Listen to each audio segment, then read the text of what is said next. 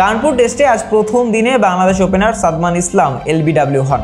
Review নিয়ে তার উইকেটটি তুলে নেয় ভারত। সাদমানের আউটটি নিয়ে ধারাভাষ্য কক্ষে হালকা তর্ক হয়ে গেছে তামিম ইকবাল ও রবি শাস্ত্রীর মধ্যে। বাংলাদেশ ইনিংসের 13তম ওভারে আকাশদ্বীপের লেন্থ বল একটু লাফিয়ে খেলতে গিয়ে ব্যাটে পাননি সাদমান।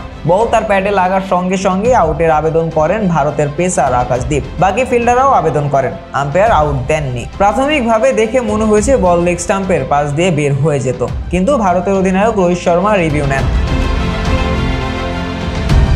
টিভি রিপ্লে দেখেও মনে হয়েছে বল লেগ স্টাম্পের পাশ দিয়ে বের হয়ে যেত, কিন্তু বল ট্র্যাকিং প্রযুক্তিতে দেখা যায় বলটা লেগ স্টাম্পেই আঘাত হানত। তৃতীয় আম্পায়ার আউটের সিদ্ধান্ত দেওয়ায় মাঠের আম্পায়ার রিচার্ড ক্যাটেলব্রো নিজের সিদ্ধান্ত পাল্টে সাদমানকে আউট ঘোষণা করেন। 36 বলে 24 রান করে সাদমান ড্রেসিং রুমে ফেরার পর ধারাভাষ্য কক্ষে ওই ডেলিভারিতে বল ট্র্যাকিং প্রযুক্তি নিয়ে প্রশ্ন তুলে তামিম বলেন, ভেবেছিলাম বলটা লেগ স্টাম্প দিয়ে বের হয়ে গেছে, কিন্তু ডিআরএস অন্য সিদ্ধান্ত দিয়েছে।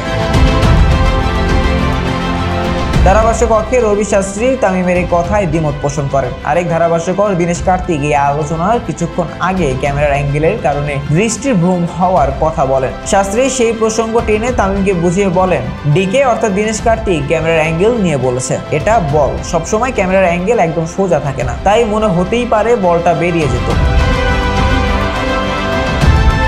কানপুরে বাউন্স নিয়ে প্রশ্ন ওঠার সুযোগ নেই। ভারতীয় দলও বিস্মিত হয়েছে, শুধু একজনই বিশ্বাস করেছিল এটা আউট, আর সেই ব্যক্তিটি আকাশদ্বীপ। তৃতীয় আম্পায়ার সাদমানকে আউট ঘোষণা করার পর ভারতের অধিনায়ক রোহিত শর্মার প্রতিক্রিয়াই বলে দিচ্ছিল তিনিও ভাবেননি এটা হতে পারে। বিস্ময়ে হা হয়ে যান রোহিত।